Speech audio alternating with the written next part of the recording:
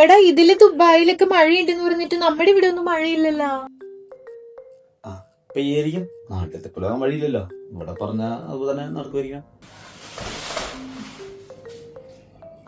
എന്നാലും മഴയൊക്കെ പെയ്യാൻ വേണ്ടി പോവാല്ലേ. നമുക്ക് ഫുഡ് ഉണ്ടാക്കാൻ മടിയാണ്.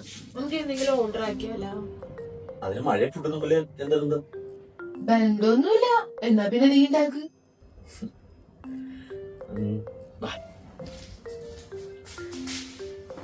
കീറ്റ വേണോ തലമത്ത വേണോ? കീറ്റ മതി, അതെല്ലാം ഓഫർ ഉണ്ടാവും.